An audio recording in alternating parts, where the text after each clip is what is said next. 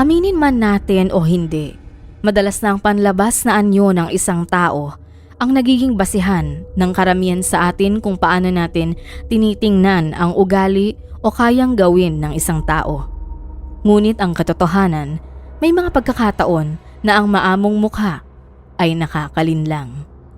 Dahil sa likod ng magandang itsura ng ilan ay nagkukubli ang isang halimaw na kayang gumawa ng mga katakot-takot na mga bagay. Mayo 2016, ang isang ordinaryong araw ay nagsimulang mabalot ng lagim nang ang isang turista ay nakadiskubre ng bahagi ng katawan ng isang lalaki na nakasilid sa sako sa Daebu-do Island sa South Korea. Natukoy na lalaki ang may-ari ng labi at siya ay tinatayang may taas na humigit kumulang 160 sentimetro at may maliliit na mga paa. Agad bumuo ang pulisya ng isang team upang magsagawa ng investigasyon. Kinabukasan, nagsimula ang masusing paghahanap sa iba pang bahagi ng biktima at ipinakalat ang aabot sa 600 katao at mga drone sa vicinity ng lugar at sa mga karatig nito. Atras ng Mayo, natagpuan ang natitirang bahagi ng biktima sa Siwa Lake malapit sa Daebu-do, Bangamori Pier, 11 kilometro mula sa lugar kung saan unang natagpuan ang kalahating bahagi. Maswerte namang may CCTV sa lugar kung saan ito natagpuan. Ayon sa surveillance, isang lalaking nakita na nagbababa ng bagay mula sa inupahang sasakyan na pinaniniwala ang katawan ng biktima. Bagamat nahanap na ang kabuuan, ay nahirapang tukuyin ng pulisya ang pagkakakilanlan nito dahil na rin sa matinding pinsalang kanyang tinamo. Mga ka-TBSA, bago tayo magpatuloy, gusto ko lang magpasalamat sa lahat ng ating taga-subaybay. Bilang pasasalamat, nais kong magbigay ng maliit na papremyo sa bawat episode na i-upload natin simula sa araw na ito. Ang kailangan mo lang gawin ay mag-subscribe at hulaan ang one-word title o isang salitang pamagat ng ating video. I-comment mo ang iyong sagot at i-anunsyo ko ang panalo sa susunod nating upload. Para makilala ang biktima, sinuri ng mga investigador ang kaliwa nitong hinlalaki. Ngunit maging ang kanyang fingerprint ay hindi na matukoy dahil sa estado nito. Hindi nawalan ng pag-asa ang mga pulis at ginamit ang kaliwang hintuturo nito na mas maayos ang kondisyon. Dito nakakuha ng 12 unique qualities ng fingerprint na naging daan upang maikumpara ito sa 19 milyong tao sa database ng pulisya. Mula dito, natukoy ang biktima na si Choi, isang 40 taong gulang na lalaki mula sa Yeonsu District, Incheon. Sa pag-backtrack ng mga pulis sa mga komunikasyon at tawag sa telepono ni Choi, napansin na madalas niyang kausap ang kanyang kasama sa bahay na si Cho Seung-ho. Noong 5 ng Mayo, bandang 1:50 p.m., nagtungo ang mga pulis sa bahay ni Choi sa Yeonsu District at doon natagpuan ang mga bakas ng pulang likido sa dingding at sahig ng apartment. Agad na nagsagawa ng interogasyon kay Cho Seung-ho at hindi rin nagtagal ay inamin niya ang pagiging responsable sa krimen, dahilan upang siya ay arestuhin at dalhin sa himpilan ng pulisya. Si Cho Seung-ho, 30 taong gulang mula sa Ujong, Bukgyeonggi Province, ay nakikitira kay Choi upang mas makatipid. Ayon sa kanya, aksidente ang nangyaring pagpaslang dahil sa pagsiklab ng galit dala ng pagkakaroon ng alitan sa pagitan niya at ng biktima. Bagamat sinabi nito noong una na aksidente ang nangyari sa gitna ng kanilang pagtatalo, tila taliwas naman dito ang mga natuklasan ng pulisya. Sa nangyaring investigasyon, napag-alamang pinaslang niya ang biktima gamit ang isang martilyo. Hinati ito sa maliliit na piraso at inimbak sa loob ng masikip na banyo ng kanilang tinutuluyang apartment sa loob ng higit 10 araw. Noong May 6, 2016, ipinakita sa publiko ang mukha ni Cho Seung-ho, alinsunod sa batas para sa mga nakagawa ng mabibigat na krimen. Ito ay isang bihirang hakbang na karaniwang ginagawa sa mga kaso ng matinding karahasan. Sa araw na yon, unang nakita ng publiko ang mukha ni Cho habang isinasakay siya sa isang transport vehicle mula sa himpilan ng pulisya. Napansin ng marami ang kanyang maamong itsura, naka-hoodie at maong na pantalon. Marami ang nagitla kung paano niya nagawang mamuhay ng normal habang naroon ang labi ng biktima sa maliit na banyo ng kanilang tinutuluyang apartment. Umabot ng 13 araw na itinago ni Seung-ho ang katawan sa loob ng banyo bago ito nagdesisyong itapon. Habang naroon ang labi, normal siyang lumalabas ng bahay para maghanap ng bagong trabaho.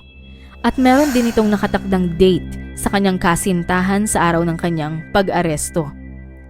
Sa kabila ng nagawang krimen, hindi siya nagtangkang tumakas. Sa halip, sinabi nito na hindi niya alam na siya'y pinaghahanap ng pulisya dahil hindi raw siya nanunood ng balita na hindi naman naging kapani-paniwala dahil na rin sa pagiging aktibo nito noon sa social media. May sarili rin itong blogging website na updated. Sa mga blogspot ay nagsusulat siya tungkol sa kanyang sarili at nakasaad din sa kanyang mga post na lagi siyang ikinukumpara sa Korean actor na si Park Hae-il at Neil ng K-pop group na Teen Top. Sa paunang interogasyon na isinagawa kay Cho Seung-ho, ipinaliwanag niya na ang pagpaslang ay nangyari dahil sa bugso ng matinding damdamin nang sila ay magkasagutan ni Choi. Ayon sa kanya, ito raw ay nagsimula nang insultuhin ng biktima ang kanyang mga magulang. Ngunit sa mas malalim na investigasyon, natuklasan na mas komplikado ang tunay na kwento. Noong December 2013, si Cho at ang kanyang kasintahan ay nagsimula ng isang pet cafe na tinawag nilang Mila's Story sa Hweijeongbu, Gyeonggi Province. Sa kasamaang palad, nagsara ang cafe noong December 2014 na eksaktong 1 taon mula noong buksan ito dahil sa problemang pinansyal. Lalo na nang tumakas ang kanyang kasintahan dala ang kanilang ipon. Pagsapit ng January 2, 2016, nagsimula si Cho na magtrabaho sa isang motel sa Incheon bilang manager. 2 araw lamang matapos yon, nakilala niya si Choi, 40 taong gulang na nagtatrabaho rin sa parehong motel. Mabilis na naging magkaibigan sina Cho at Choi. Matapos ang 1 buwan, parehong natanggal sa trabaho ang dalawa dahil sa hindi magandang performance. Si Choi ang nagsuhestyon na magrenta sila ng apartment. Kaya nagsama sila sa isang maliit na studio-type apartment sa Yeonsu District, Incheon. Nasa pangalan ni Choi ang kontrata, ngunit si Cho ang sumasagot sa mga bayarin sa kuryente at tubig. Noong March 10, 2016, naganap ang malaking pagbabago. Sa mga panahong yon, hirap si Cho sa pera. Nagtrabaho siya bilang karaoke host at sinubukan din niyang pumasok sa industriya ng paggawa ng masiselang pelikula na madali naman niyang napasok buhat sa maayos nitong itsura at magandang pangangatawan. Sa kabilang banda, ang kagipitan ni Cho ay nakita ni Choi bilang oportunidad upang alukin siya ng bagay na sa una ay ikinagulat ng binata. Gusto ni Choi na makipagtalik si Cho sa kanya kapalit ng 300,000 won o 12,000 piso sa bawat pagkakataong mangyari yun. Bagamat may ideya si Cho sa kasarian ni Choi, ay hindi pumasok sa isip nito ang ganung bagay. Dala ng matinding pangangailangan, kalaunan ay napapahayag rin itong gawin ang inaalok ni Choi. March 31, 2016. Habang nagiinuman ng dalawa, ay hiningi ni Cho ang ipinangakong kabayaran ni Choi sa kanya kapalit ng ginawa nilang pagniniig. Sa halip na magbayad ay sinabi naman ni Choi na wala itong pera at hindi siya makakapagbayad dahil sa 1 buwan umano nitong natenga at walang trabaho. Uminit ang sitwasyon at nagkaroon ng pagtatalo hanggang sa tinutok ni Choi ang tinidor kay Cho at sinabihang lumaya sa kanilang apartment. Kiningkim ni Cho ang pangyayari at sa mga sumunod na araw ay bumili ito ng 19 cm na kitchen knife na itinago nito sa kanilang tinutuluyan. Nagdaan ang mga araw at patuloy na pinilit ni Choi na lumayas na si Cho sa kanilang apartment. Hindi rin ito ibinigay ang pinangakong kabayaran sa nangyari sa kanila ng binata. Dahil hindi na matiis ni Cho ang kanyang galit, nagpa siya itong wakasan ang buhay ni Choi. Palihim niyang dinala ang 35 cm na martilyo sa apartment. Handa na sa kanyang plano kung sakaling magpatuloy ang ginagawa ni Choi sa kanya. Noong April 13, bandang alas 12:30 ng hapon, kinumpronta siya ni Choi habang nakahiga. Tinanong niya si Cho kung kailan ito aalis. Sumagot naman si Cho. Humihingi siya ng kabuuang 900,000 won, 600,000 won para sa 2 beses na nangyari sa pagitan nilang dalawa at 300,000 won para sa deposito sa apartment. Sa halip na magbayad, ininsulto ni Choi si Cho at ang kanyang mga magulang. Dahil dito nagpanting ang tenga ni Cho at kinuha ang martilyo. Pagkatapos nito ay marahas niyang sinugod si Choi na nagtangka pang tumakbo ngunit naabutan din naman ng binata. Sa labis na galit, paulit-ulit na hinampas ni Cho si Choi sa muka at dibdib. Pagkatapos nito, kinaladkad niya ang nooy wala nang malay na si Choi patungo sa banyo at doon na nito ginamit ang nabiling 19 cm na kutsilyo. Inalis nito ang mga laman loob ng biktima at inilagay sa 5 plastic bag. Noong April 14, itinapon niya ang mga plastic bag na ito sa isang basurahan. Mula April 15 hanggang April 25, pinagpira-piraso nito ang mga bahagi. Kinabukasan bandang 11:35 p.m., inilagay niya ang 2 sako ng magkahiwalay na bahagi sa trunk ng isang sasakyan na kanyang inupahan. Noong April 27, bandang 1:47 a.m., nagtungo siya sa Buldo sa Ansan City at itinapon ang isa sa mga sako. Pagkalipas ng 15 minuto, itinapon naman niya ang natitirang parte sa Bangamori Pier sa Daebudo. Pagkatapos nito, bumalik siya sa kanyang normal na buhay na parang walang nangyari. Sa umiiral na investigasyon, Kwinestyon ang kasarian ni Cho kung ito ba ay kabilang sa third sex dahil na rin sa pagpatol niya kay Choi. Gayunpaman napatunayan na ginawa lamang yun ni Cho dahil sa financial motivation. Lalo lang umanong nag-init ang sitwasyon matapos siyang tawagin ng biktima na prostitute o bayaran. Sa mga nakapanayam ng mga kapitbahay at kakilala ng binata, sinasabi nilang mabait at hindi aakalaing magagawa niya ang mga bagay na yon kay Choi. Dagdag pa ng ilan sa kanyang mga guro, siya ay tahimik lamang nung siya ay nag-aaral pa lamang at madalas siyang maging sentro ng atensyon lalo na ng mga kababaihan dahil na rin sa kanyang pagiging matipuno.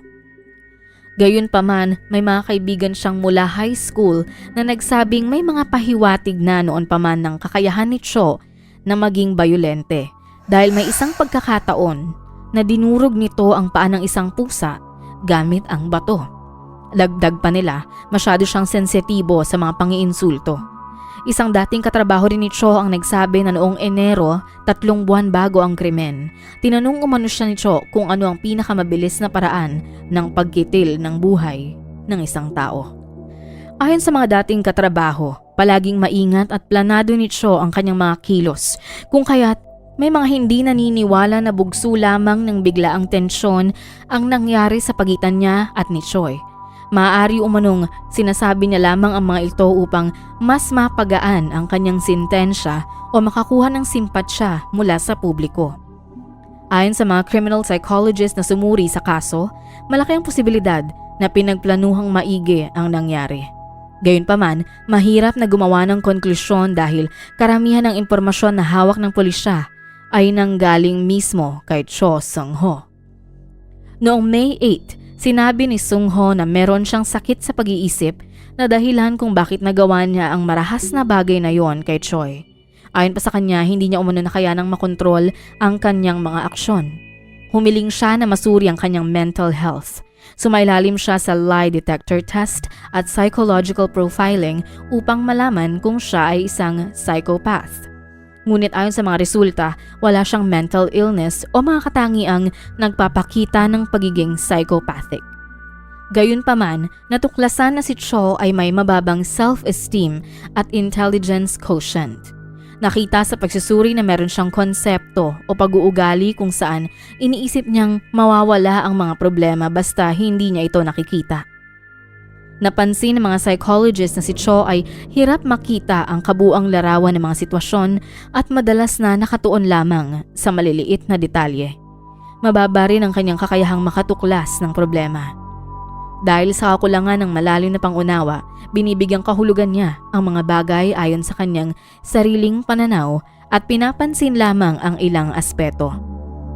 Ang krimen ay nagugat matapos siyang hindi bayaran para sa kanyang serbisyo at ang tanging naisip niyang paraan upang tugunan ito ay ang ginawa niyang marahas na bagay sa biktima.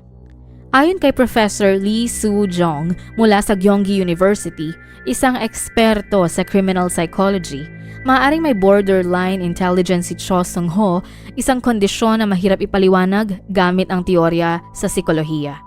Ang kanyang pag-iisip ay walang lohika, tulad ng paniniwala niyang ayos lang mamuhay sa isang bahay, kumain, maligo at gawin ang mga normal na bagay habang may kasama itong labi ng isang taong pinaslang.